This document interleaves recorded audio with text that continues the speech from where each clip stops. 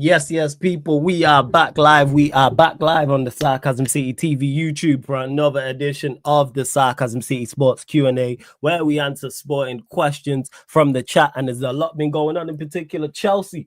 Chelsea been very, very active in the transfer window. We got a JOAO PEDRO to Chelsea. Here we go today. We got a Jamie Bino Gittins to Chelsea. Here we go yesterday. And it's looking like Mohammed Kudus could be next as well. So I'm sure the vast majority of the questions are going to be about JOAO PEDRO and Kudus and Bino Gittins and where they all fit in at Maresca's Chelsea, people. So get your questions in. Shout out to Sai as well. He was kind enough earlier to drop more information, more news in the chat as well. Sporting and the Sporting president and Victor Gyökeres still going back and forth. Arsenal, they look like they've agreed terms with Christian Mascara as well. John Durant to Fenerbahce. Jaro Kwanzaa news as well. Manchester United and Bremo news. Eindhoven have sent back Malacia, so he'll be returning to Manchester United, plus more people as well. So get your questions in.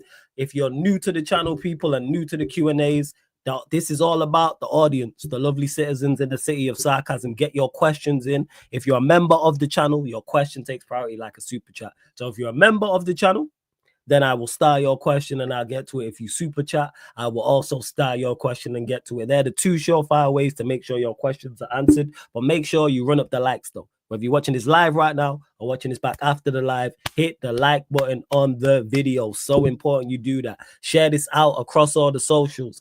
Yes, it's Flawless, which is the new Twitter. Yes, it's Flawless on Twitter. Follow me.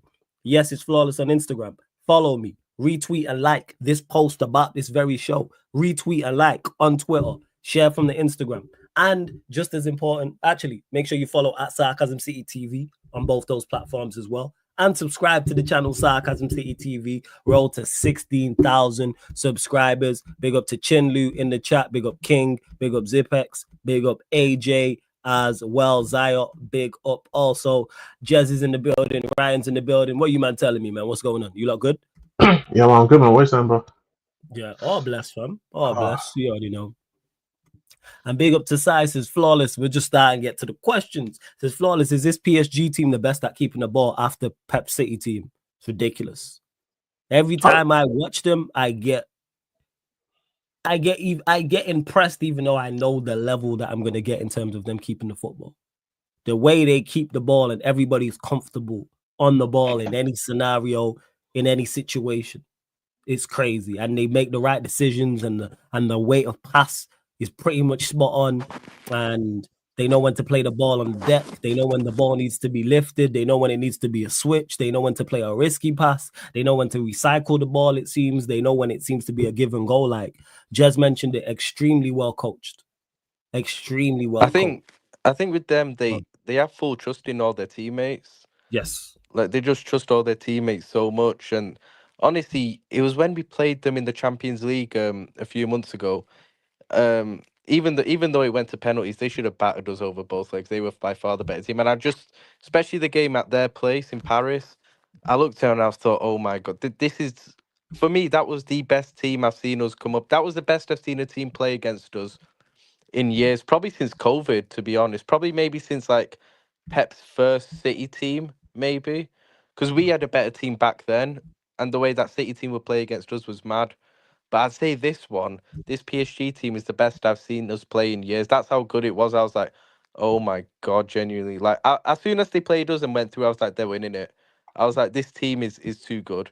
Genuinely. Like, they're a brilliant team. And even like Pacho at the back as well, I think he's well underrated. I think he's class, like absolute class.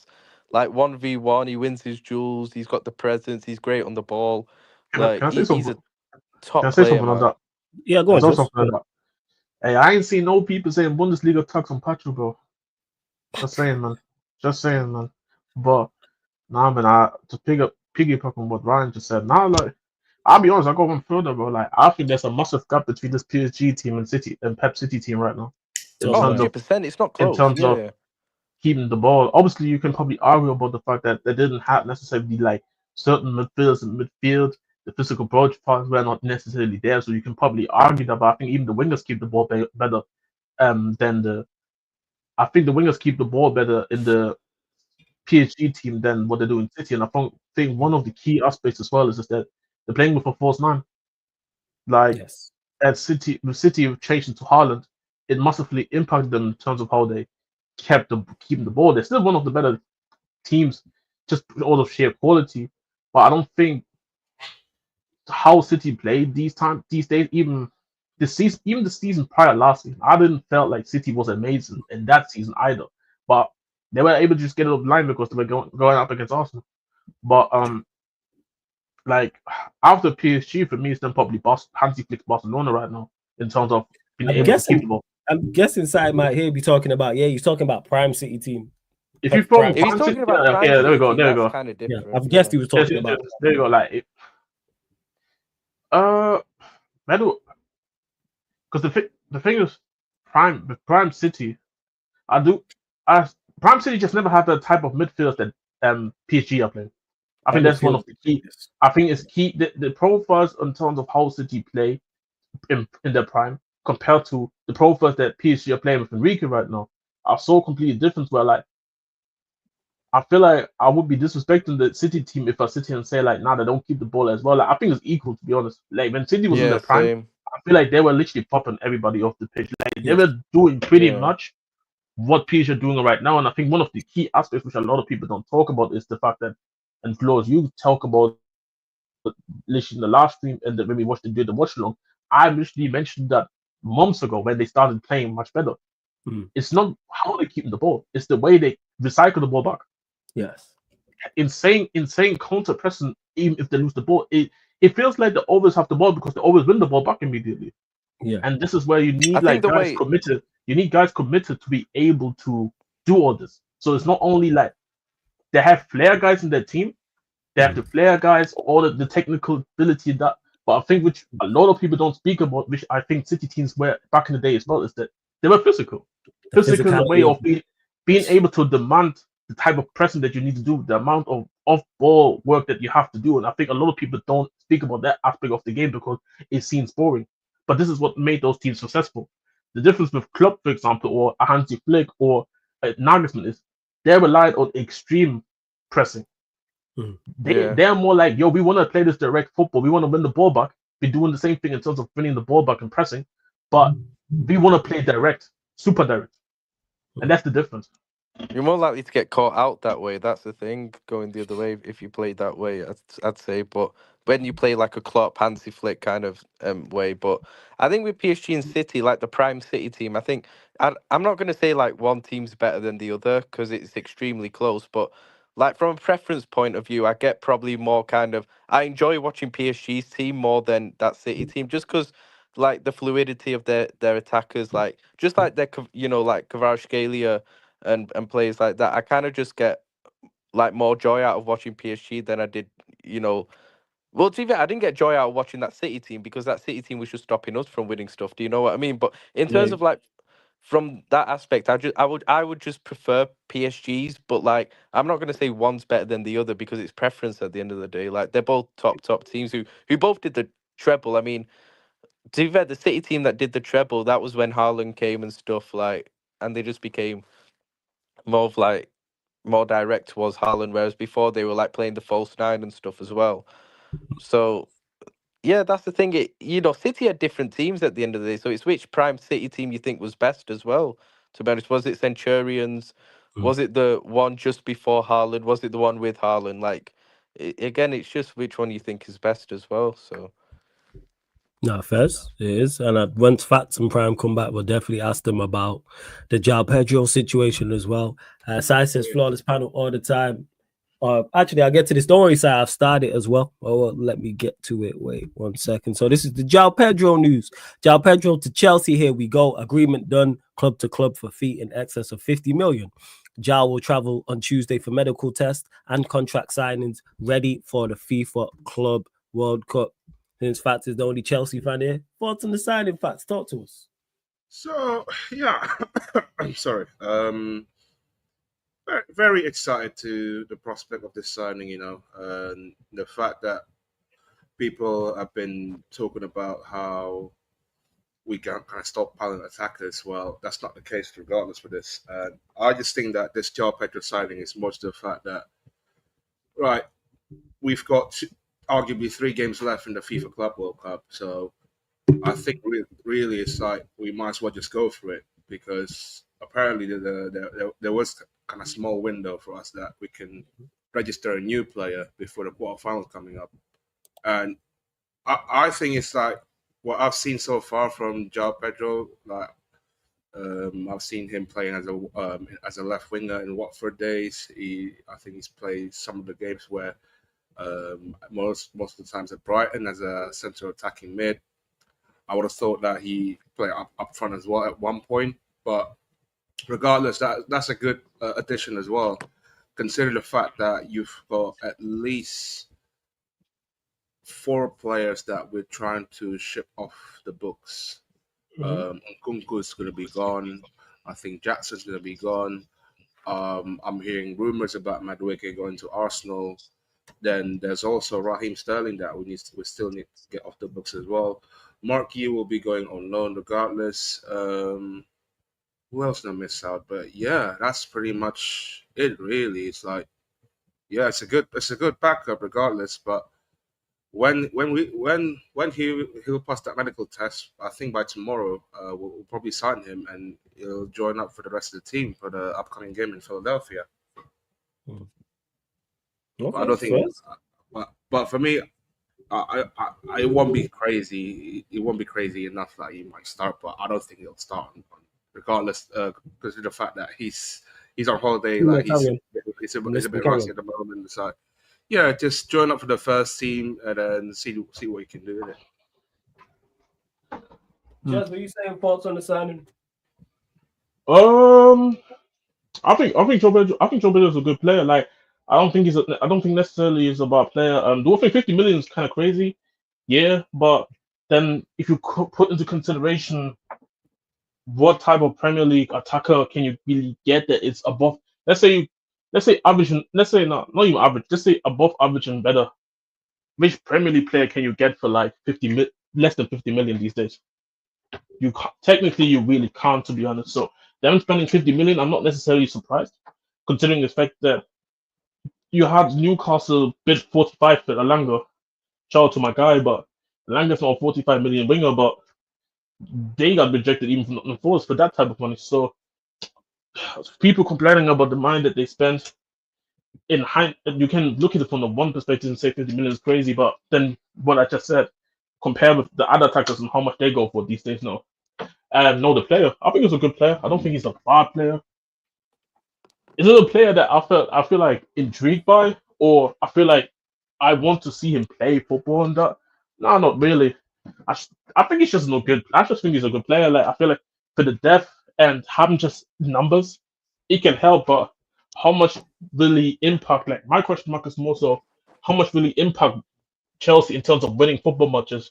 I think that's what it really comes down to, and I have no clue how he's gonna impact Chelsea in that aspect of things. But there's a wait and see. I think it's a wait and see for them, man.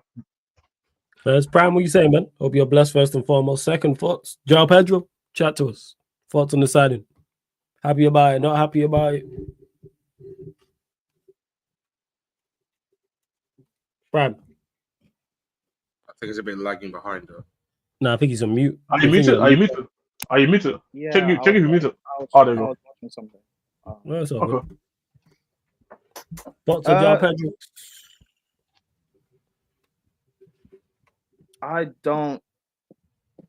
I don't really watch him. I don't really have thoughts on him. As a player, to be fair. Oh, see, you don't watch him like that. Okay. Not really. I've seen a comp on him on Nini's channel, but aside from that, I've not like really watched him. But I don't know. Well, we'll see. Like 50 million, considering how much players go for it now in this day and age, 50 million or 55 million, it's not really that much. To be fair. So who do you think misses out? So since you don't watch him like that, which is fair, who do you think misses out in like your forward line currently? What do you think Maresca's gonna go with, like as a front 3 or front 4? I don't really, like I said, I've not really watched them. I'm assuming not JOAO PEDRO. I'm talking about who do you think he forward picks? line, but I don't. What? Who do you think Maresca like picks? When I was like, what's your starting lineup like attacking wise look like? What do you think he goes with? The lap as a 9, Neto, Gittins on the flanks, and Palmer in the 10. I'm assuming. Okay, all right, cool. I was just asking our interest. I would also. I think Kudus could be next as well. Kudus could be. All right.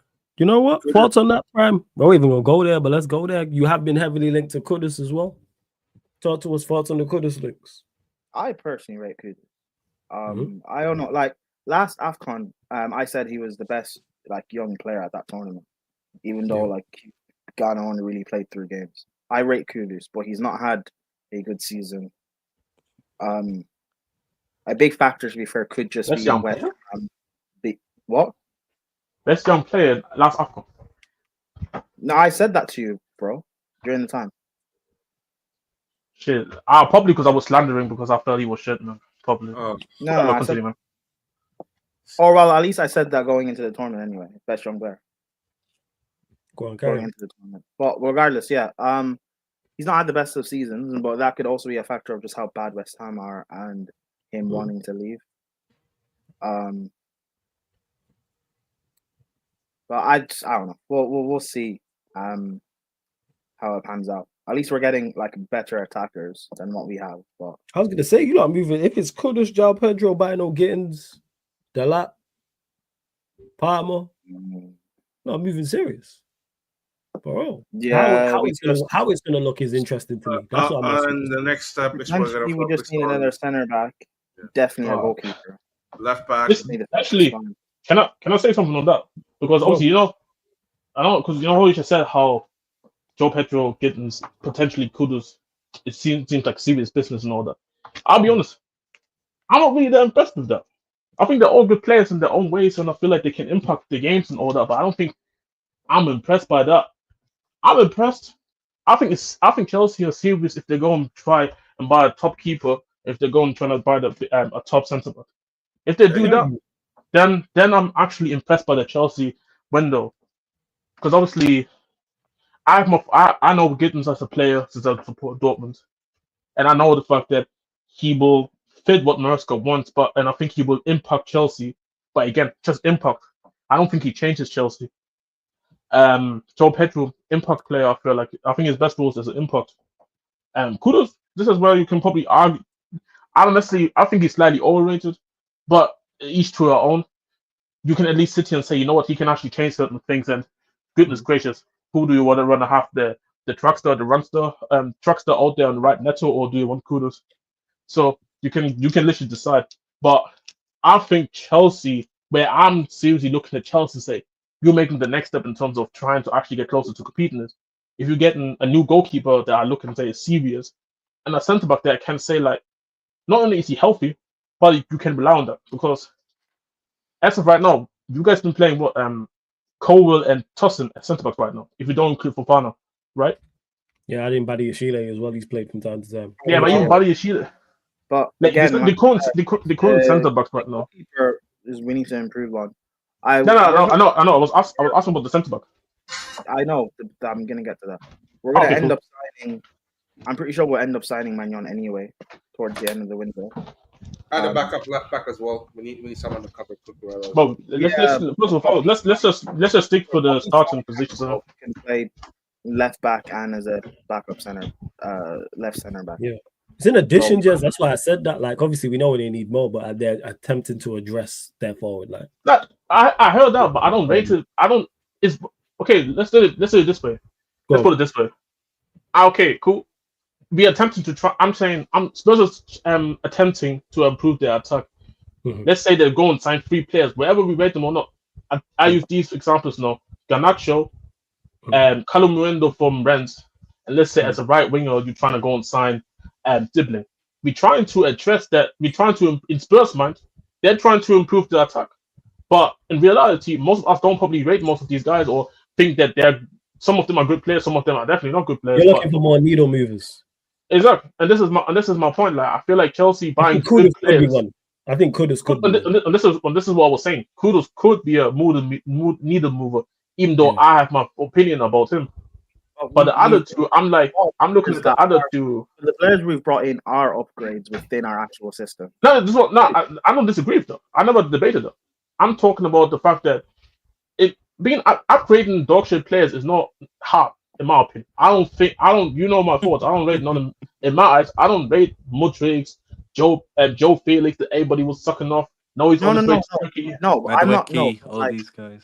You're comparing it to just like the bad. I mean, in general, for how we play to go from like battling to top 4 to. But I think if you get for me, as of right now, these signings, the signings that you're making, I feel like you solidify in top 4. Could is the keyword, right? Could help moving things forward. I think what we done, we're like minimum we get 3rd next season. Yeah, that's what I'm saying. Solidify top 4. ahead of Arsenal. I think we're not far away from Arsenal. No, so I'm asking that. I know I'm not asking if you're away because you said you think you get 3rd next season. As everyone's currently constricted right now. I think we can finish 3rd. Yeah, like we're not far off from Arsenal. So, and I look at the signing of Arsenal and what they will make come the end, or at least what I'm assuming they'll make coming the end of the window. Realistically, I see no reason why we can't go 3rd. I don't even necessarily disagree. I think the main thing, the difference, my main difference between Chelsea and Arsenal is the consistency. I trust Arsenal more to be consistent throughout the whole season and being able to pick up results over Chelsea, me personally. But this is something. But I don't think in terms of the levels of the team. Like I think Chelsea's midfield is a lot better, but then everywhere else, I think Arsenal's better. I think the consistency part is just the middle third of the season.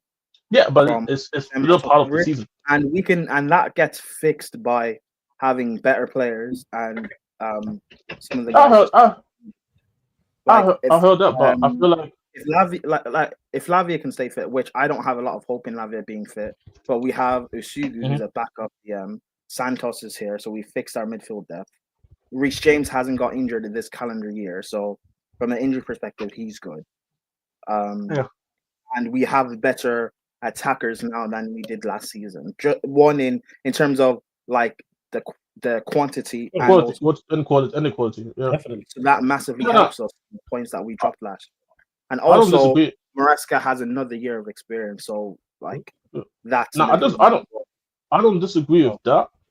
But I need to be proven wrong in terms. I need to see Chelsea actually being able to. You know what? I kind of. Oh yeah. One second. All of this is in theory, regardless. Obviously. I know.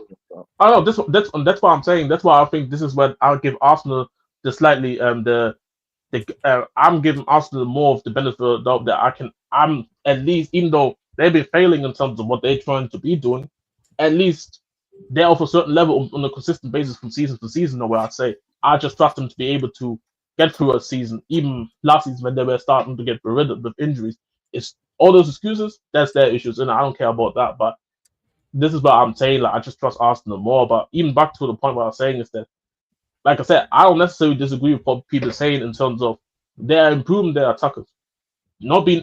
Watching Chelsea, I don't have to watch that Maduki, there we go. I don't know, like not having to watch him is a blessing.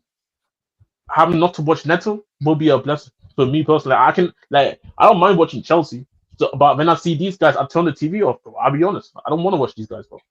So I'm tuning in for Chelsea games because I want to see how is it possible? How is it possible? I'm tuning in to more Chelsea games because I want to see Reece James and Cucurella than the attackers. You know what I mean? Out Palmer. Bro, Neto's still going to be in the team, but okay. Bro, that's what if you sign Kudus, is he?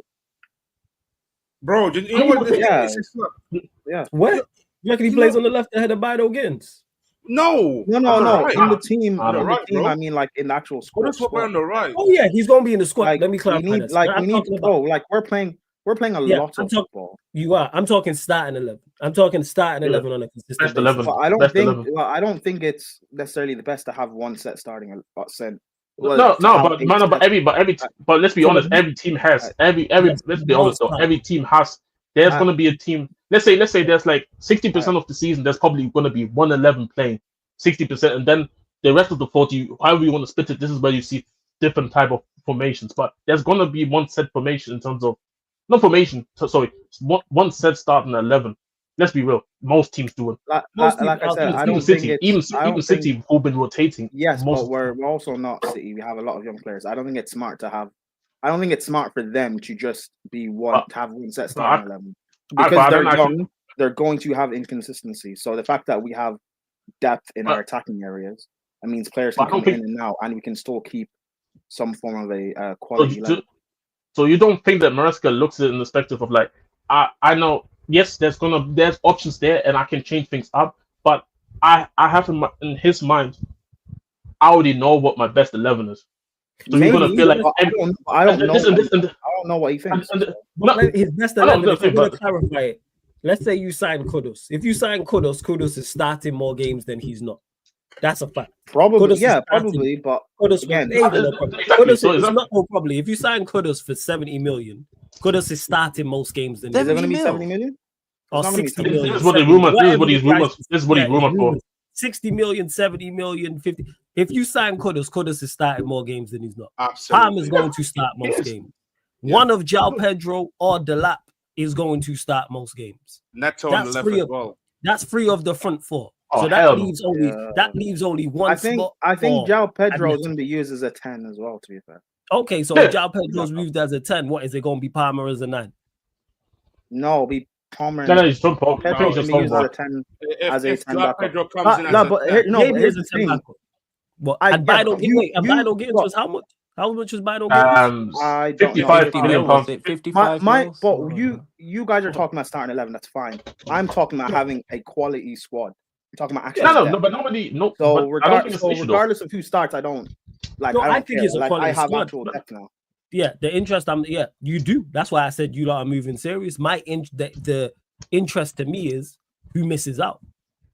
That's what I want. But that's the thing, though. Let's be real. This is the conversation we're having because I don't know. Like I said, if Kudus is signed, Kudus is starting most games. Palm is going to start most games. One of JOAO Pedro or the Lap is going to start most games. That's fine. I know that's fine, but like I said, I don't know because there are things that I was thinking before that we sometimes hasn't really panned out. So I don't know. You know what? Okay, actually, I've person. That's the thing, but this is the thing. But that's the thing. I think it works. But this was Palmer, JOAO Pedro, Bino Gittins. I actually think is a good front four. Bino Gittins is obviously the unknown, but there you have. If you get Palmer back to what he was, and Kudus is as good as we think he is, you have two needle movers in your front four. Your midfield's already sorted out. That's your midfield and attack done. I slightly disagree because I think JOAO Pedro will comes in as a 10, and then we might get another backup for the Lab if we sign a striker. Yeah, apparently they're still in for a striker, maybe. We're still. The thing is, we're still in for a striker like Gyökeres. It's kind of crazy to me. So it's Palmer, JOAO Pedro 10s, the new striker is 9s, Kudus, Neto, Bino Gittins. Am I missing a winger? So essentially, it's like Kudus will be on the right, Palmer will be on the 10 with JOAO Pedro. Mm-hmm. Then you have Pedro Neto, Bino Gittins on the left. Up top, you have Delap or. Let's call it. Let's just say hypothetically. Say new striker. We're still in with Gyökeres regardless. So yeah, you are. Yeah. So did you say we are getting Gyökeres? I think we're getting Gyökeres. I think us getting Gyökeres, us getting Sesko. I think Liverpool. Big up Eddie every time, man. I think Liverpool might get Rodrigo. And like I said, I don't think we get Rodrigo. Yeah. Why do we get Rodrigo? Yeah, that's no idea. I think Rodrigo's Arsenal bound. I have to be honest. Yeah, I think he stays in Madrid. Yeah, I think he stays in Madrid too. The signings make sense for Chelsea. That's why I said they're moving serious. I'm just interested to see how it looks on a consistent basis. That's all. That's the reality. I'm really interested. Like JOAO Pedro, I rate JOAO Pedro. I think he's a good player. I was interested to see where he lines up. Is he competition for Palmer? Let me clarify that. Is he more competition for Palmer or is he more competition for the 9? And if you're going to sign a 9, then that means he'd be competition for Palmer. Palmer and JOAO Pedro as 2 10s options is great options. That's very, very good depth. The Lap and whoever the striker is, whether it's Gyökeres or Ekitike, great. Kudus on one side. You got Neto, Bino Gittins. I see it. I see what you lot are doing. I'm just interested, like I said, to see what the front four looks like on eight times out of 10. There's going to come a point in the season where you're going to settle. We already know, like I said, Palmer and Kudus start. That's 2 of your 4. So who the other 2? The thing is, I think this could be Madueke's last season as well at Chelsea. Because like Gittins was also linked to, like Bayern also wanted him heavily. They paid more for him, and he rejected them to come to Chelsea. Yeah, so I'm assuming that means like he was told something in terms of he would actually be a starter. So but again, for me, I'm just happy that we have the actual options. So of course, that's the thing. I feel like nobody's debating about the. Go ahead. The thing is, beyond that number 9 striker, you can have you're literally having 2 options on the right wing, and then 2 10s, and then 2 left. Yeah, let's say. I think the thing is, Madueke for me is like he might go to Arsenal before the window closes, or he'll stay here for 1 more season. Up until then, when Esteval comes, then he's gone. I think if we sign, I don't know where this was going to go. I think if we sign Kudus, Madueke is not staying. The same way we've just signed JOAO Pedro, Jackson's gone. So you think Jackson's and like it's actually kind of like the last Q&A not the last Q&A, yesterday on the playback when Folis was talking about Man United not making signings and stuff, right? And how you need to get rid of players. This is what Chelsea are doing. We've signed players in your position. So either you leave because we're forcing you out, or you stay and you're just not going to play for a year. Like, it's up to you now. We've signed players in your position, so it's not like you're in the squad and we have no one else, so we have to use you. There's no options. You have no options. You're not literally going with the outside of Palmer of going with a whole new front three, all right? And that's something that that's something that like United haven't done. And it's like with January where you guys froze out Rashford and Garnacho and stuff, and like it gets to a point where if you don't get rid of those players, they'll be in the squad, so that you have to then play them. And knowing what Amram's like, he will end up playing Garnacho these days. Yeah, he's definitely stupid enough to play Garnacho. I kind of the way he was talking. Before you carry on, Jez, yo, let me know who raided you. Look, let me know who raided. And big up to everyone who's just joined over from the raid. Who raided? Was it never a foul? Hey, shout out Never a Foul for the raid, man, because no one said never a foul raid, so I didn't know. Big up to the Never a Foul gang, who's I presume Monts was on there, and Cass and Daps, etc., etc. So big up to everyone joining over for the raid. Go on, Jez, say what you're gonna say, fam. Nah, I'll be honest. The way Amram was speaking about Garnacho, I'll be honest, man. I don't think he's actually gonna play, and I feel like it's gonna be one of the situations where like he's just gonna do what he did to Rashford. To be honest, like he was saying about Rashford, like I'd rather play the goalkeeping coach, which I still want to see, by the way. But I want to play the goalkeeping coach over Rashford if I have to. And the way he was like, one thing about Amram, I feel like one thing that he's actually been consistent about is when he shows trust with you outside the media, or it comes out like that, I feel like you're not coming back into the team like that. Like, and the other way around, every guy that he speaks good about, he's involved with them. He was talking about looking forward to see Luke Shaw on the team. He said he was looking forward to see Mount, Bruno Fernandes, Dalot. That's a consistent theme. When he talks good about you, you're most likely going to be part of the team. Like, look at how Mainu is not really getting opportunities, but he never really speaks about Mainu like that. So it's like, I feel like this is the one thing about Amram where I think he does is consistent. I think the biggest issue is more the fact is that Manchester United not putting more effort to just get rid of these guys, to be honest. That's really about. We discussed that. I see today. So talking about before you go around and talk about, United may have to pay wages to get rid of these players. Who would have thought that these players are on contracts and want their money? It really take you this long to figure out that players on big money don't want to take. Don't want to cut. Sorry. By the way, Costa Rica are 1-0 down. Or sorry, USA are 1-0 down to Costa Rica. Oh, is it crazy? All right, what was you going to say? I think the interesting one for me is Kudus if they do get in, because like I'm a bit on the Jez kind of thing where he hasn't had a great season, but I still think there's something really there with him. I know Mike's doesn't West Ham fan. I know shout out Max. I know he doesn't. He's not a fan of Kudus.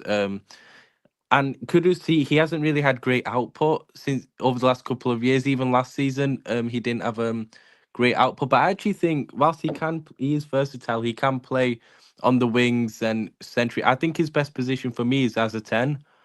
Like whenever I've seen him as a 10, like that's just not true, Ryan. nah, not when true. I've seen him as a I- 10, Let me answer them and respond. Let me land. Go on, Ryan. Why do you think he's best as a 10? And then because I your remember chance, seeing Ryan. him as a 10 when he played us at Anfield a couple of months ago, and he was he was the best player on the pitch. Like by Okay. far, he was. And I remember he played away to Arsenal as well. But I think it was February, and West Ham won there. I think, yeah, they did because it helped us out in the title race. Yeah, they won there, and he was by far the best. That honestly, Kudus was so good that day away to Arsenal that I think that is one of the best individual performances I've seen from a player this season in the league. Like he was taking the piss out of Arsenal that day.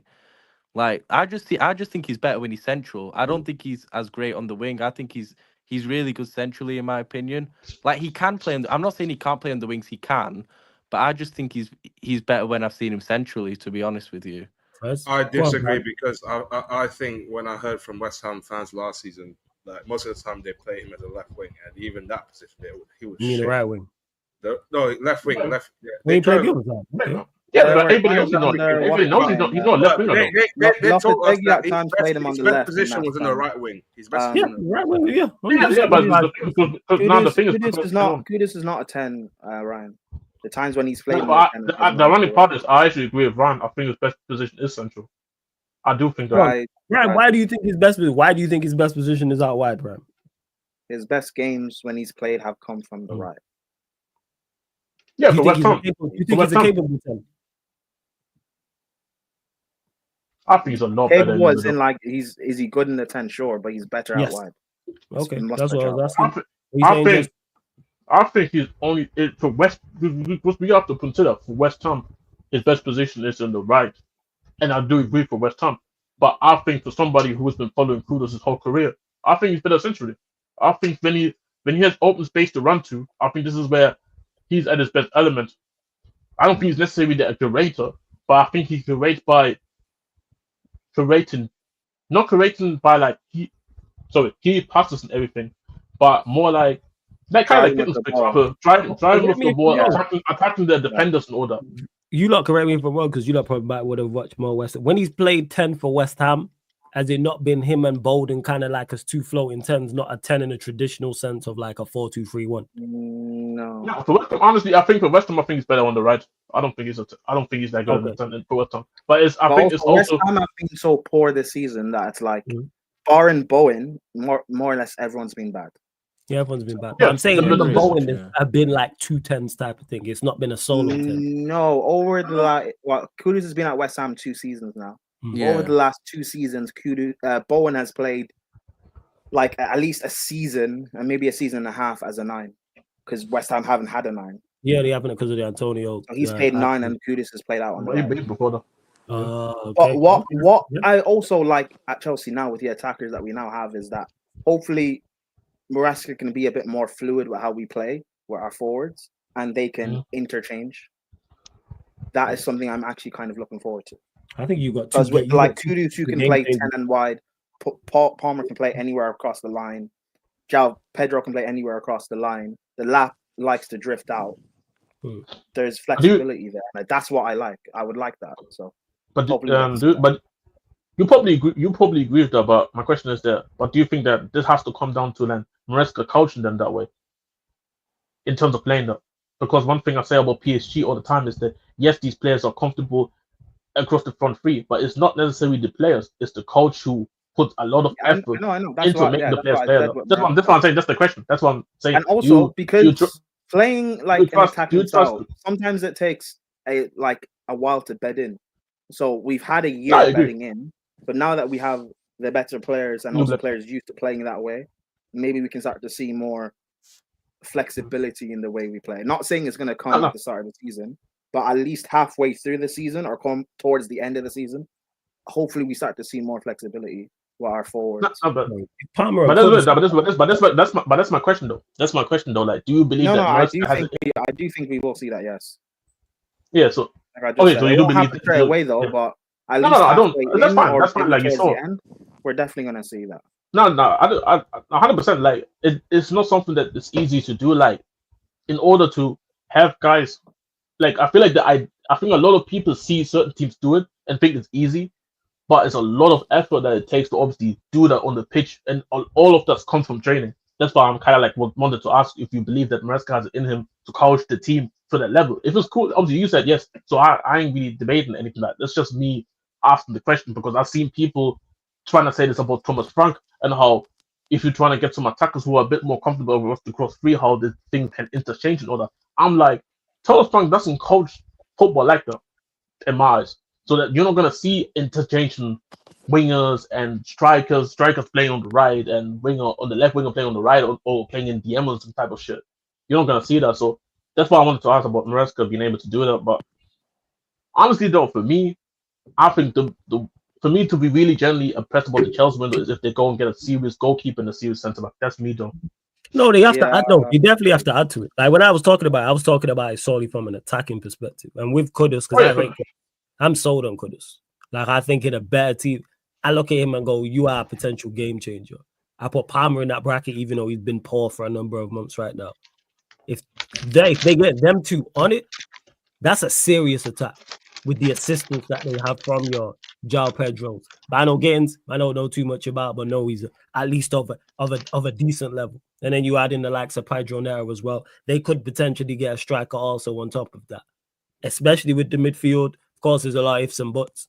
Caicedo, we know, is of a level. We don't know what's going to happen with Lavia. Then the rest of the team is then a problem. But I'm talking from a sole attacking standpoint. It's like, that's serious. Trying to improve things. No, I heard that. Like I'm just giving my thoughts about like I feel like a lot of people were really because I remember last summer a lot of people were really quick to talk about the Chelsea attack. It's not even just Chelsea. It's not even just Chelsea. I'm talking about even rivals looking at Chelsea and say, "Wow, what an attack!" There's probably some Chelsea fans probably like Prime who was a bit more realistic on the aspect of the attack. We have good attackers there, but they're not really that good. But the perception of how people viewed their attack last season going into the season was crazy to me. This time around, I don't even necessarily. I just think I'm actually on the side of like, yo, why there's so many Chelsea fans against necessarily some of the signings? Like I said, I think Joe Pedro, good player. I think Gittins, yes, there's some things that Gittins has to improve on. I've watched him for like a very long. I've been watching him since he came through from the Dortmund academy, his first game. I watched his debut all the way till we sold him. I think Chelsea overpriced, but I think Chelsea have a decent player right now who could become with a good really ceiling. But I think he's decent right now. He can come in and impact. I think obviously if Kudus in a world where Kudus joins them, I have my thoughts about Kudus, but as we talked about, if he can play to the level that we expect him to be or what people expect him to be, there could be massively of a difference. So like I don't necessarily this time around, I don't necessarily feel like Chelsea's doing bad business necessarily with the signs that they make. Some Chelsea and the running part is I've seen a lot of Chelsea fans look at Joe Pedro and say, nah, that's not it. Gittins, nah, this is not it. And I believe in reverse psychologically. Sorry. Yeah, psychologically. I believe in that. So a lot of people know in the Chelsea fan base say these signings ain't it. They're gonna come in and hit. I feel like I do think they're gonna come in and hit just because people say nah, this ain't it. But just like I say, for Chelsea, that's why I say like I feel like Chelsea. For me to look at Chelsea and say like, yo, they can be onto something next season if they like we talked about centre back and the goalkeeper. But good effort to try to improve the attackers. I can't another season with Madueke, bro. Chelsea fighting for fourth place. Man. I'm sorry. And this is it. Yeah, Chelsea still trying for Kudus as well. And Maresca wants a new goalkeeper and a centre back. Antonio Silva was scouted again last night and has been on a short list for some time. Chelsea rejected chance to go for John Duran this week too. As always, more on my site every day. Oh, Antonio Silva, by the way, was brilliant against us. Against us. It's not easy to handle. It's not easy to handle the lap, but he was brilliant. No, funny because I know.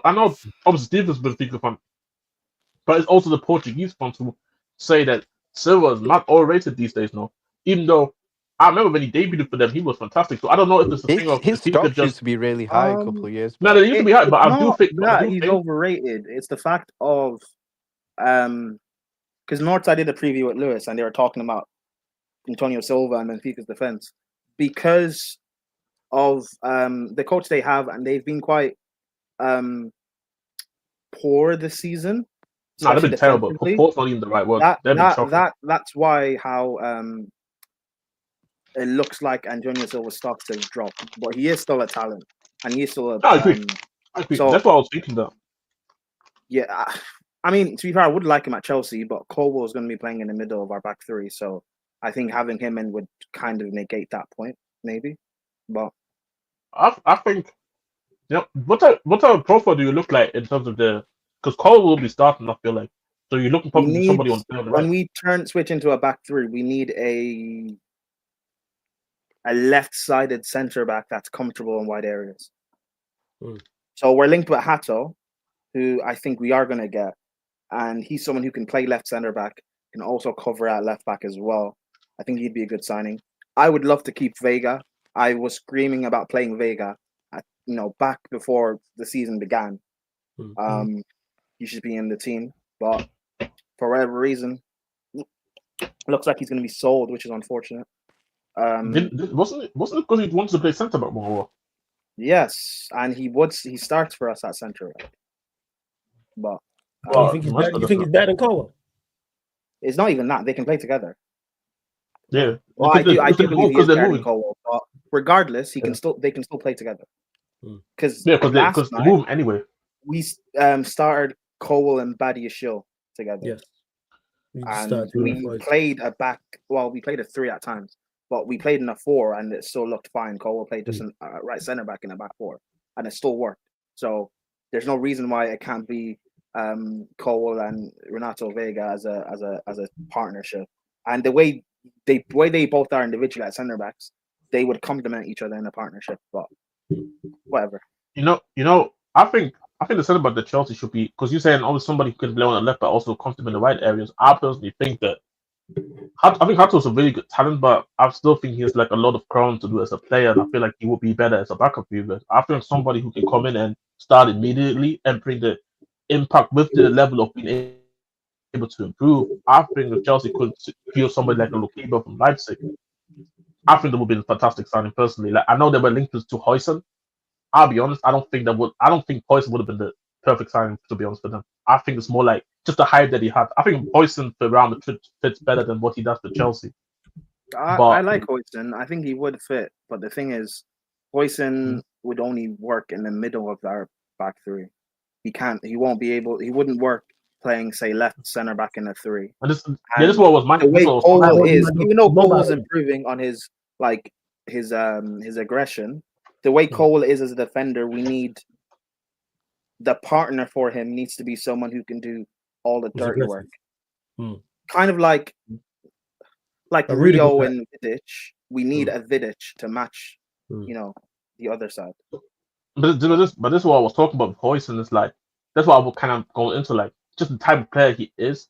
But also like you mentioned about when you go in, because let's be honest, Chelsea most games times not. I think even where Chelsea ranked with just possession hold for the season, I think they were up there with the team. So most of the time Chelsea have the ball.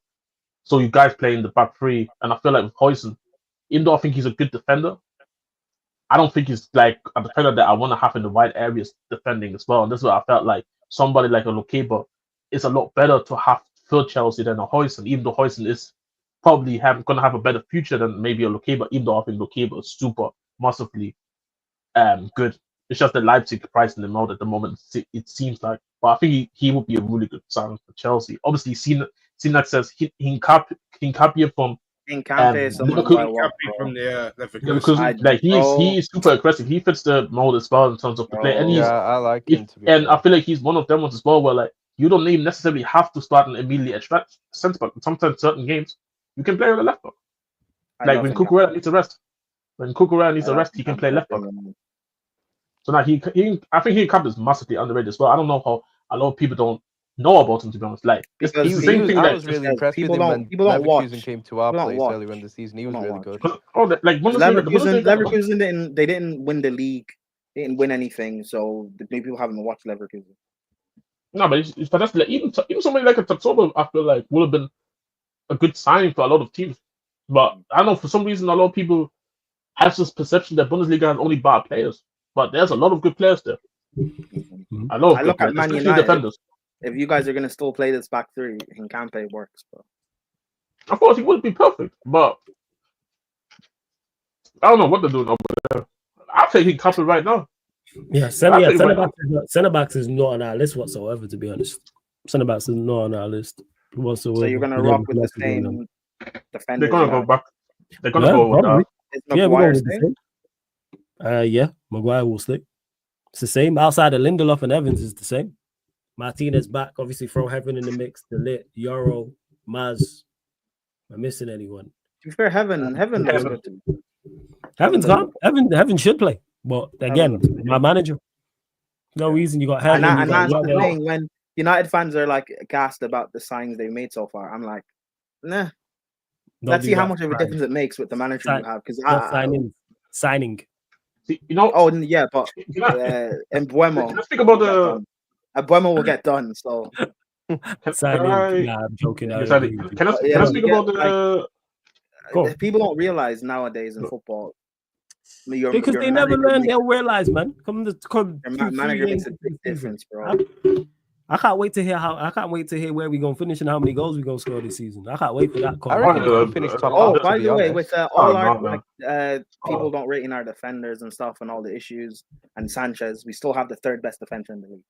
So yeah, because the rest of the league is kind of mid though, but I don't think it's necessarily true. There's a thing Jez, but you're backing my point when I keep saying we're not far away. We are so close. No, I agree. I don't necessarily disagree. I don't disagree. That's what I'm saying. Like, I feel like this is what I'm saying. Like, if they really go and trying to go and get Kudus, even though that's my opinion, I think best case scenario in terms of how Kudus could work out. This is a fantastic player to have. And then when you go and trying to go and get a centre back and a goalkeeper, a lot of people can look at because Maresca gets a lot of still shit from Chelsea fans, not Chelsea fans. I'm like, Maresca, I think Maresca's a good coach, to be honest. I don't think it's about coach. Like, I'm like the fact for me, how much I hated that Chelsea squad last season and them still getting top 4, even though yes, you can argue did some of the teams battle it as well. Yeah, you can argue that, but you make your own luck as well. Luck is a part of the sport. So listen, I think like people can say teams bottled it, but like we won, what was it? 8 of our last 9 games in all comps, including the Conference League final. Like, we earned top 4, and I didn't think we would. I thought we would get top 4 because teams would just be bad. We won our games. Your fixture list was ridiculous, so you gotta give you props. Your fixture list. I remember back again. Mons laughed like a villain. Yeah, so. he did. Like, I didn't think he was getting top 4 with that running, but you gotta give props. Where props is due. But that's why I felt also. But because I do agree, of course, like. It's also Chelsea's effort that they had in the back end of the season, getting all these results, especially coming into that running as well when they were poor as well, coming into that. But I do think if like certain teams would have had like 1-2 results, which I felt like they should have gotten, I do think Chelsea may have missed out because of the earlier part of the season where for some reason they just started chopping badly. But now, like I'll be honest, like I don't like for me. I think Chelsea are one of the better teams, anyways, in the league. And I feel like Maresca is not a bad coach. I feel like he gets a lot of overhated from some rival fans, a lot of Chelsea fans. Because what situation do you rather want to be? Do you want to be in a situation where Chelsea is, or do you want to go past what Chelsea? Like, there's so many question marks with Villa. We know why Maresca gets the hate he gets. You know why. I do know why. I do know why. But it's still crazy. It's still crazy to me because I feel like. Oh, sorry. Go ahead. Gets the hate he gets. From Chelsea fans. Yeah, from Chelsea. He gets the hate because for some reason people still love Poch because he played end-to-end football that was exciting. They hate Maresca because he was appointed by this ownership and they don't rate this ownership at all because they're still crying about Roman being bought out of the club or forced out of the club by the government. First, let me get to this. Big up Adewale for the super chat. Appreciate it, Adewale. I always see you in Saeed's chat, so big up, man. Appreciate the super chat for real. He says, I've been telling people we need a centre back. You can't press when Harry Maguire's on the pitch. He's a liability. We need centre backs with pace. Here's the thing: is this with Adewale? We actually have enough good options there where Maguire shouldn't play. Maguire shouldn't play. We have more than enough options without signing a centre back. More than enough good options. You don't have to play Maguire. You can play JOAO, Delete, Maz, and be calm. To back that up, you got Heaven. To back that up, I'm trying to think, the youngster, I forgot his name. I think his name's Fredrickson. You got ample players to choose from there. Martinez wants coming to back. get back. Yeah. Like there's so many players you can choose there that you don't have to play Maguire. That's why I hear you. That's why I don't think we need a centre back. But Maguire shouldn't play with. Even if we're playing in a low block, Maguire shouldn't play. Point blank. Period. He's one of the worst. He's not better than any of the centre backs we have. And it is actually, I even call Heaven a senior centre back. But he's not better than any of the centre backs who have played. Yeah. A worse centre back. Can I Maserati ain't even a centre back and is a better centre back than him. He's not even a centre back. Sorry. Can I talk? Like, because obviously, you mentioned about how we need a centre back with pace and order and press, being able to press. I feel like there's two ways I look at it about it.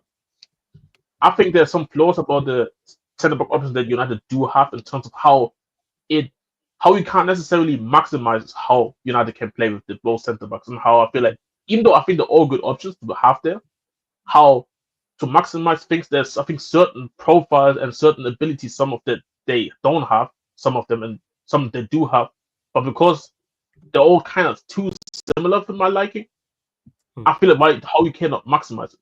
But then there's my other side of it. That's why I wanted to come earlier, even say I do think United need to buy centre backs. But this is where I want to go next to, is that it's just not a priority considering how bad the team is elsewhere, where there's just so much fixing to do. And let's be honest, unless you're Chelsea, you're not going to go and fix the whole 11 in one window. So you prioritize. This is what I say. This is how you prioritize. It's just like in daily life. You prioritize some things. Yes, I might need a PS5, but I need to make sure that I have a monitor. I need to make sure I got my controller. You know, because I can't play my PS5 without my controller and the monitor. Yeah, you know what I mean. But I got the PS5 still. I've been trying to justify buying a PS5 for months and I can't.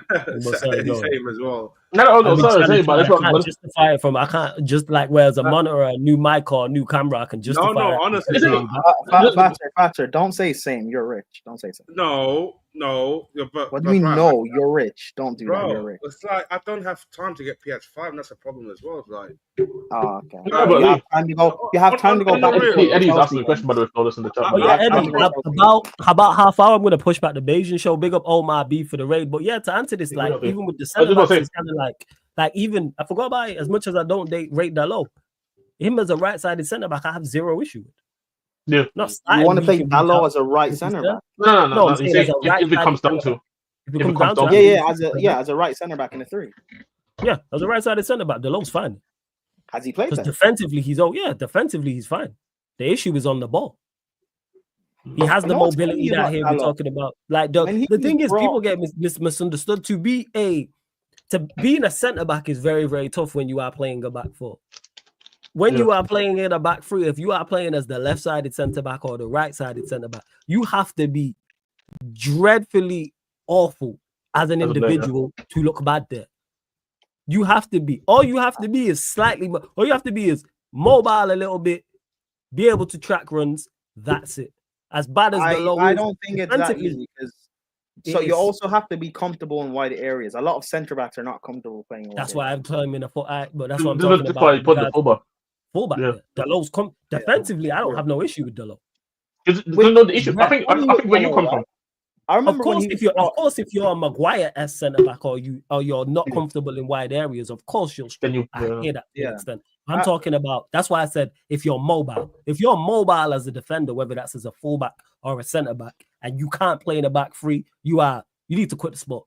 If you can't play to an okay level. When Dalot was brought to this league, people were saying that the guy can't play in a back 4 because he's a wing back because he's too attacking.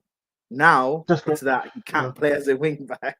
But the funny part is that was the case. Like I remember him, like he used to be actually good going forward, but defensively he was kind of bad. I remember he was bought under Jose. Jose's second season, was it, or third season? Something about that. Like he went on loan. He went on the loan. AC Milan. He started playing wing back there as well. Yeah, so it's like I don't. It's kind of weird with what happened to that guy, but like this is what I'm saying. Like I feel like obviously some people you guys understand what I was trying to say with my the thing is like I have the PS5 and all that's all well and good. I feel good, but there's certain things that I need to prioritize first, and I feel like shit, I want to prioritize my attack. I want to prioritize my wing backs. I want to prioritize my midfielders. Are the centre back the most ideal centre backs to maximize the full potential of the team? Not necessarily, in my opinion. And this is where in the future windows you can say, okay, let's see what we can do with the back three to even make it better, even though it's of a certain level already. But there's just more improvement that needs to be done first and foremost in front of the centre backs. I think you can get away with what you have. Like, it's kind of like the way I look at Spurs. I'm fine with the back. If you keep the same back four and the keeper, I'm cool with it. Even though I want to improve on some of them, I'm cool with it.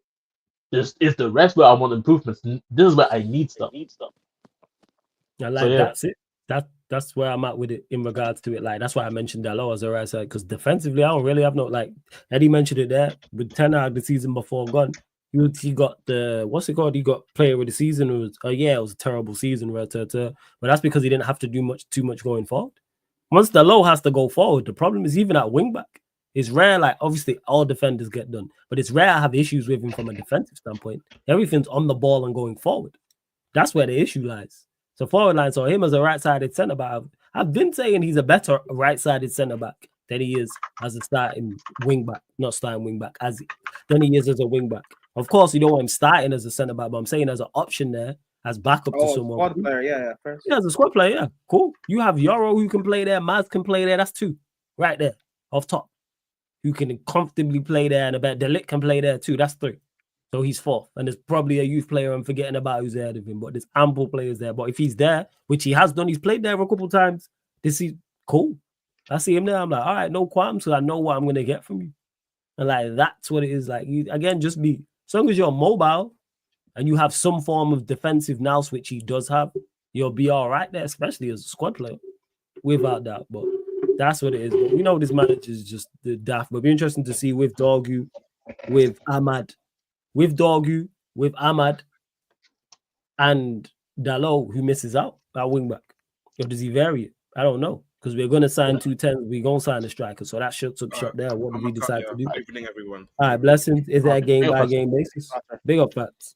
I think one thing I feel like a lot of people are not talking about, which I think is a big issue for United, is the player development. The player development, I think, is a key, and I think a lot of people don't talk about it. Like, Dorgu, who knows? Amran maybe I don't know, in another universe, Amran is actually doing what he's supposed to do. Maybe he can do it over here in this universe and that. But let's say in this situation where we are, in this situation where we are right now, where we know what he is. Oh, I'm concerned for some of the players where it's not bypass you what want. You said. He ain't gonna be. In another universe, you can do it in this one. That's crazy. He ain't gonna be his manager for in 6 months' time. Yes, this is the thing. So it's like I feel like, and I think there's a big issue that I feel like that's an issue in my opinion. Like I feel like that he's here, and even for 6 months, 6 months is still quite a lot of time. That you could have helped the player. It's a time where you could have helped the player to develop, and I feel like, especially somebody like Dorgu who was getting, I feel like he was getting a lot of shit for no reason, personally, from people, but it doesn't help. It doesn't.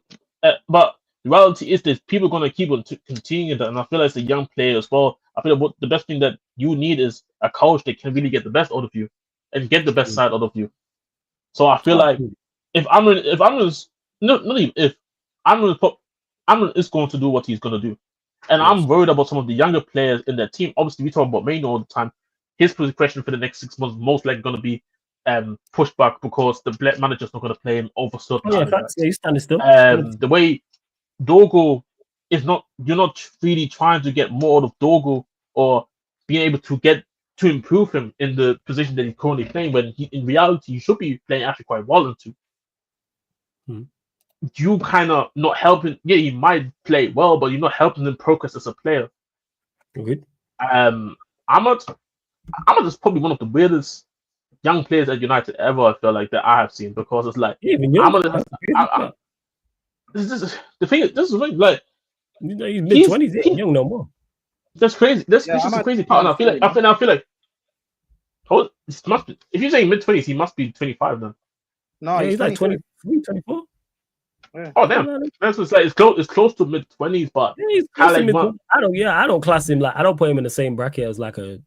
Okay, but even then, like, I feel like he's still in a place where you can still improve in certain aspects. I feel like yeah, one of his, absolutely. Yeah. He's still and I think, and I feel I'll like tell a lie, he's he's stuff. 22. I think he was older. He's 22. I feel enough. Then he still classified into the crew, but my Yeah. point with him is like he's been unfortunate. I think he's been held unfortunate in terms of because he's of a certain level. He's always been a decent player, but he's never been able to develop into like a great player or a good or great player because his progression and his player development has been terrible, and his management has been terrible over the years since he's been joining United. At some point, where he had to see 2 loans to Rangers and Sunderland.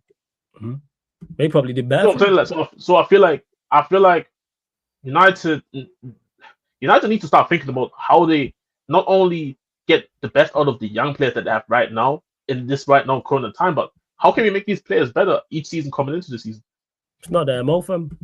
It's not. But It's not that's an issue because I feel like but this thing like you're never really gonna see the full purpose of these players.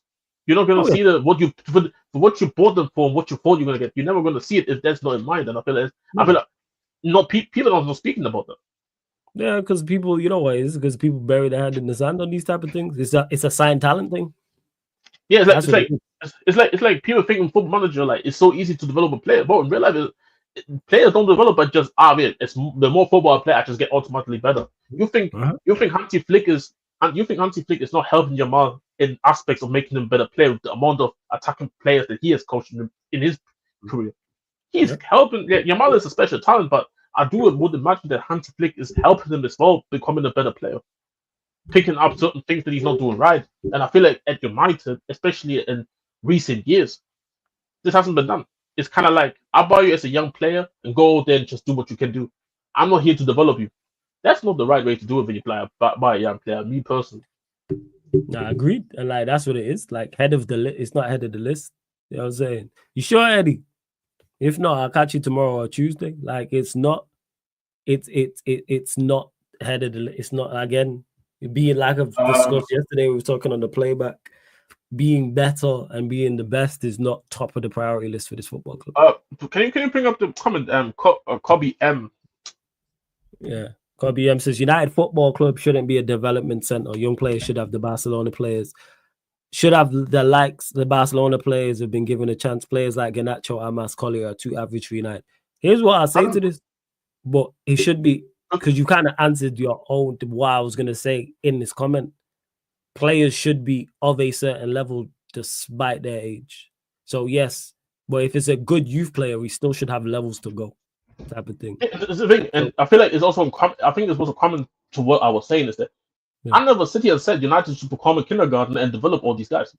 I never said that. I'm saying for the young players that you do buy into the first team, not the guys that come from the academy that you buy to bring them into the academy. I'm talking about the guys first team because. The idea is you're buying a young player to the first team because you believe he's already ready to be part of the like JOAO, for instance. Like JOAO's already at a certain level, but his development, you don't want to stunt his development. He can get better even though he's good now.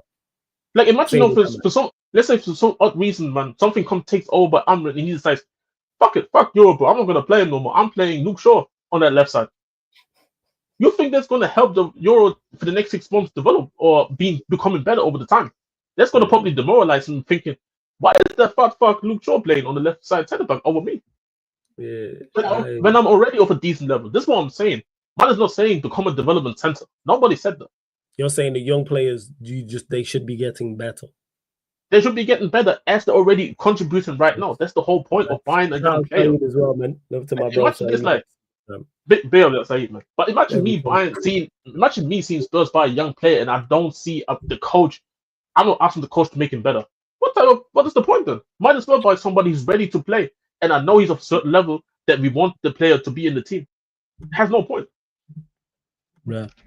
Like that's that's where it is. Again, big up to Saeed, man, every single time. You know, make sure you subscribe to Saeed TV. Roll to, I think it's like 116k subscribers over there. Run up the likes, though, people. Run up the likes. Big up everyone who joined from the Never a Foul raid, everyone who joined from the Omar raid. As well, we're at 88 likes. Girls up to 100 likes as well. No need to spam questions in the comment section. I'll get to them. But to Ben who says, when do you think we get the Here We Go for Embremo? Some point in the next week. Some point in the first week of July. So I'd say. What happened with Embremo? Did he reject United? No, the No, second no, no, bid it's Brentford. It's Brentford that rejected the second bid. Oh, so He's what's wrong made with it the second bid? the It's just second not enough bid money. was short. Yeah, Yeah, just not enough money. The second That's bid was just all short. it is. They That's bid it. first time new and they got rejected again for Brentford. The Was crazy. second bid was short. What you mean? Like, Bro, like I'm saying, like I'm trying to find it now. Here it is. Manchester United feel they have offered a fair price for Mbeumo. And Mbeumo was told Brentford he wants to move to Manchester United and a breakthrough is expected. That is expected. The outcome, according to those with knowledge of the situation, there is belief that the deal will be done. So he's made it clear he only wants Manchester United. That came out. And yeah, we sat down, spoke to these lot for so long, and then still came up short. Because we're just incompetence. Good job I was raised right, because I caused these lot so much more words, like bad words. It's a good job I was raised by good people, because it's just ridiculous. I mean, Like, you're still a correct. That is, yeah, but the thing is, I'm polite about it. Like, I don't really say like yeah, like bro. what I If could that was say. me, Like, I don't really say, like, I'd start cursing to the point you lot like would be like, oh shit, that's the raw man accent, bro, or the raw Caribbean accent, because it's like these men just take the absolute piss. The fact that the first bid, I'll give you a blind. The first bid, I'm like, all right, because you're testing the waters, you're seeing, but then the first bid you've made has been rejected, and then you've been sat down negotiating with Brentford this entire time. So you know what they want. So why does the second bid fall short? First bid I give you, cool. The second bid should not fall short. How? What was you discussing? We want this. It's gotta be sneaky, probably. This. And I guarantee the deal that gets is done is probably like 2 million. What they were asking for? 5 million more up front. I was just saying, but certain the thing is, the point I'm making, just it's not in major. It's not like we're offering 60 and they want 90. If it was a huge gap, I'd hear it. If there was a huge gap in what we wanted to offer and what they wanted, we're probably talking 5 million, 7.5 million. Like, man, someone said in the chat they want more up front. I bet it's something as petty as that they want 3 million more up front or something, or 7.5 million up front. They wanted 20 more million up front, I'd get it. I'd be like, all right, there's a big difference in the two of those things. And do I think the deal gets done? Yes, I think the deal gets done. I just think that we're just on daftness. It's silly. Like it's just really, and it's kind of like, again, it just comes back to just the whole. We try and be as polite and nice as possible. Incompetent. That's what I call these people, man. It just comes down to just straight incompetence. Because I can't believe it must do. You're not this stupid. So therefore, unless you're an absolute just buffoon, unless you're an idiot, which I don't believe these people are. Like, I don't believe these people are, what's the word I'm looking for, are just stupid. I believe they're smart people with functioning, working brain cells. So therefore, if you are that just means you're terrible at your job. Which, surprise, surprise, as I was discussing yesterday with Prime and Jez about. The thing is crazy. Those that missed it on the playback after the Chelsea game, we was discussing United in depth. Myself, Prime and Jez, and everything that's going on. And Prime and Jez was bringing up things to be that the ownership that I'd done that I had forgot. That's how bad these people have been, people. So many charges on the charge sheet. The RICO case is so long because of their listed offense. There was shit I forgot. Like Dan Ashworth, for example. I forgot all about that till Prime mentioned it. And just that whole debacle, literally from the start to the end. And then the whole Jadon Sancho situation, like initially, and how that worked out. And it seems we're doing the same. We're trying to move on players now, or fail to move on players. And then we're going to have to get to the end of the summer and then have to take bad deals. Whereas now we can actually take good deals. Well, what I consider great deals, because any money for this lot is fantastic.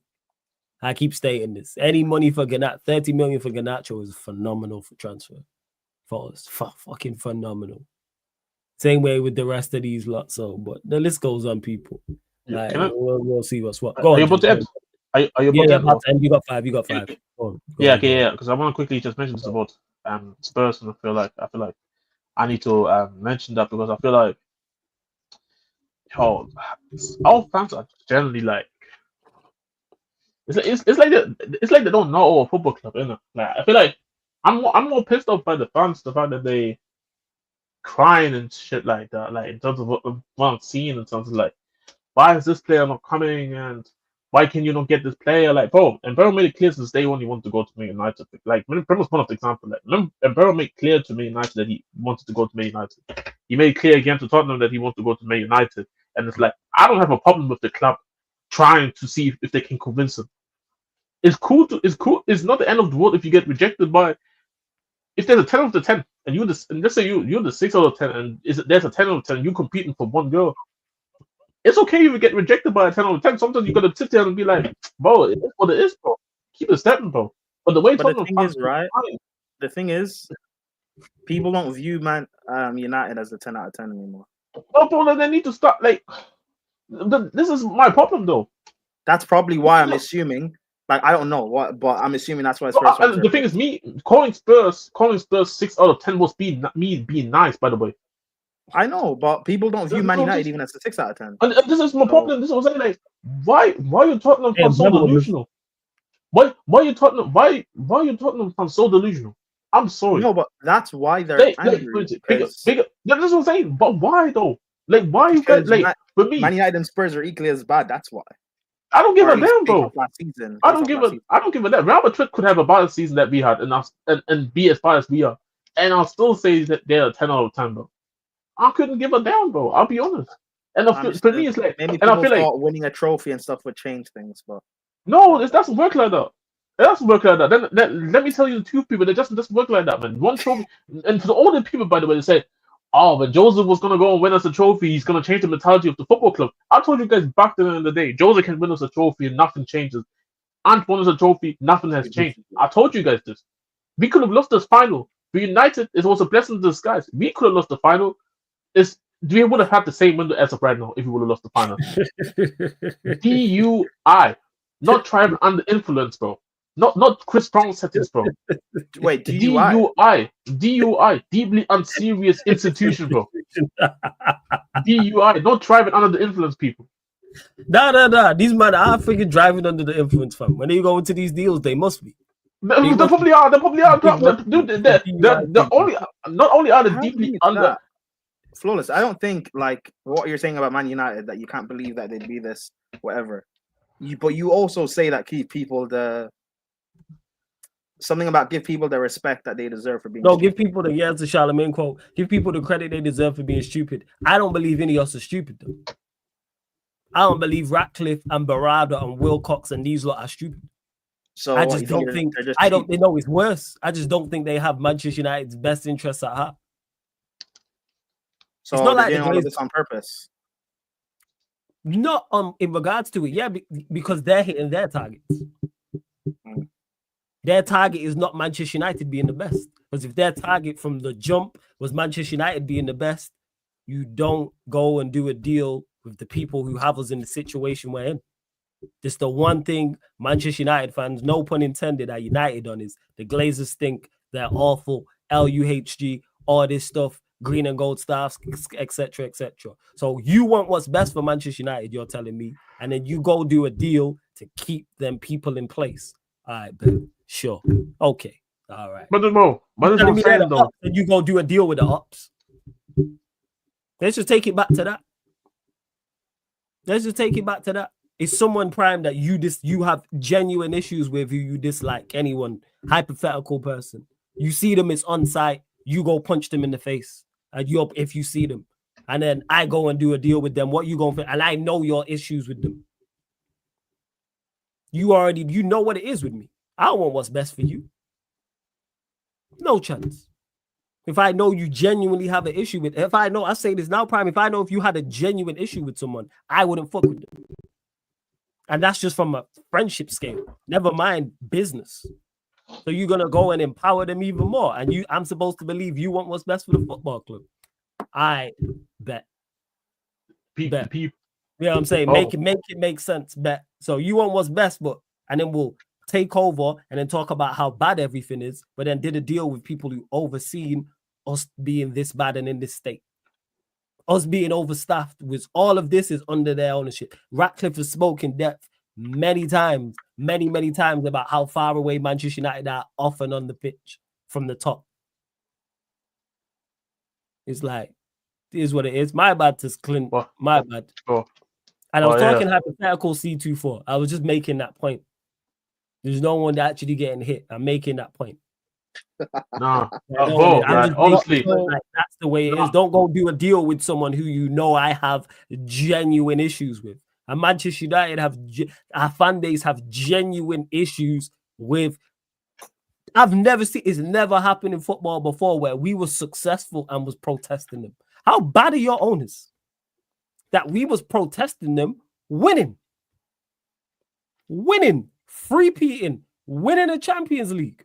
People, we three-peated the Premier League and won the Champions League and we're still protesting them.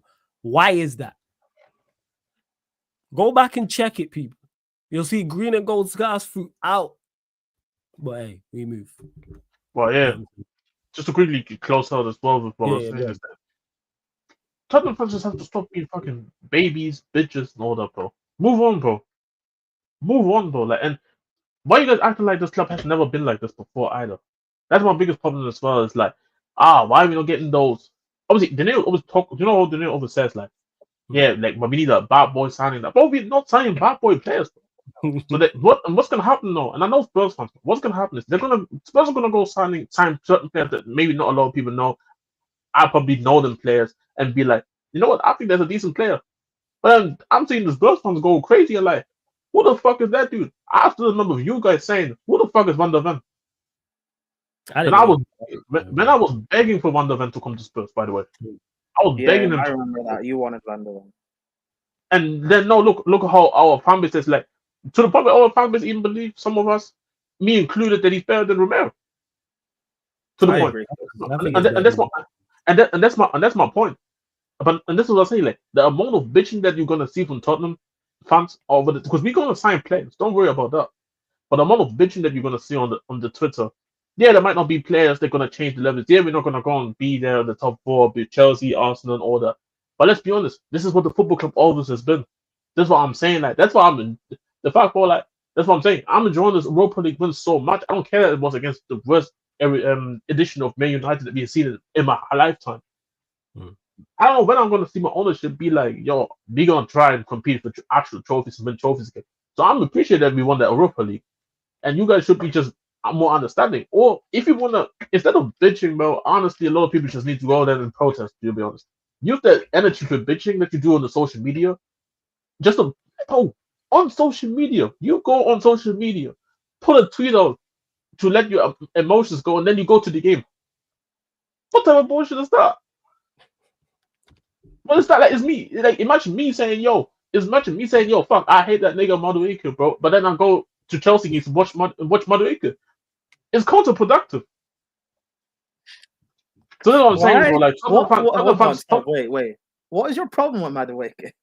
But that nigga ass, bro. I'll be honest, bro. That's my issue. But I ain't gonna lie. Is your personal problem? Yo, it's there's certain players, but I think when they're so ass, I have to mention how ass they are, bro. Even when there's no way, even in situations where there's no even a reason to bring up Madueke, I'm still going to mention him because he's ass. But I do it with my players. Madueke is not a Spurs player. Is it because he came to your academy? No, because you know what is here. He's just that ass, bro. Like this, I'm saying, like it's the thing is like I have to go to him. He's just the ass, bro. Like the thing is, like this is what I do with Ghana, like, bro, like people think that, oh yeah, support the players. Fuck supporting the players, but I don't give a damn, bro. But again, Ghana makes sense. You're Ghanaian. Madueke does not play for Spurs. I don't get it. But you know what is here? You know what is here? I'm not saying he's not bad. Oh, but like, okay. It'd be like I'll give you my reason. I'll give you my reason. Up Maguire. Like he's not. I get it. No, I don't. You know what it is? I give you the reason. I give you the reason. Certain players are that bad that they need to be slandered. Like whoever they support, like he is that bad. He plays football like he plays football like he's wearing high heels. I agree, but randomly to bring him up, he doesn't play for your club. Like I give you the reason why. You know what it is here? Sanchez whenever I can, but like he plays for my club. So okay. See, the reason why I say Madueke a lot of times is because in my mind, when I'm speaking, I'm thinking as well what I want to say. When I think about you see the word in the dictionary, the word ass. Madueke comes up in my mind as the first player. Like I don't think like I think Maguire is shit. I think Garnacho is shit. But for some reason, Madueke is the first player that comes to my mind when I think of the word shit. Is that bad? That's what I'm trying to say. Because he really is. You see, like common sense say Rashford is fucking ass, bro. But for some reason, he doesn't come to my mind when I think about them. But Madueke is the first name in my mind. Because he's worse than us. That's why. That's why he It's doesn't crazy. come to. It's crazy, bro. Like, but this is the reason He's why. that bad that you feel sorry for him. Yeah, that's what I'm saying. Like, and I hope Steve. Genuinely feel. I'm to play football. Yeah. I'm deep in. That nigga so ass, bro. I'm gonna be happy for you when you send him for 50 minutes to Arsenal, Newcastle, bro. Steve can hold that, bro. I don't care, bro. Oh yeah, when he goes to Arsenal, man, yeah. Yeah, I was like, bro, I'm celebrating like I'm a Chelsea fan. Nah, but let's not slander Madueke too much because Arteta. Nah, bro, no. The reason why I say this is because Mike's and I on his channel, we predicted Arsenal would sign Kepa back in like February. So Arteta clearly watches streams that I do about Arsenal. So don't slander Madueke too much, please. We need him to sign. If you're watching Super Duper Mick, you are doing a fantastic job. Don't pay no attention to any Arsenal fans hating, man. I'm about to win. Go on, what are you saying? Why are you trying to gaslight my fan base? Gaslight your fan base into what? Your title for the next show. Will Liverpool sign Isak? So I can ask a question. Wait, no, hold on, hold on, Flawless. How's that gaslighting? Hold on. Ryan, I know that's not who I think it is. Talking about gaslighting. Me, I don't gaslight. Okay, man. Hey, kick him before you end. Kick him before you end. On that low note, we're gonna end the stream, people. But please run up the likes, hit the subscribe button. The content's not stopping. Stay right here, people. It's gonna redirect you straight to the United Liverpool podcast Barbados edition with Beijing Reds TV. So the OGs, bands, and pops already there. I've already started the live stream, so we'll be talking more Manchester United, talking more Liverpool as well, where the Q&A was more open, as you've seen this conversation. Again, big up to everyone who joined over from the raid. Much appreciated. Ryan not telling me about gaslighting. It's crazy, you know. It's a mad thing. Absolutely, yeah. Talk about the pot calling the kettle black, but here we are, people. But run up the likes again, hit the subscribe button. Also, make sure you go follow on Spotify as well, people. Follow on Spotify, where you get all of the shows on the channel in audio only format, apart from watch-alongs, fan calling shows, and the gaming content as well. What's this going? What's off scene?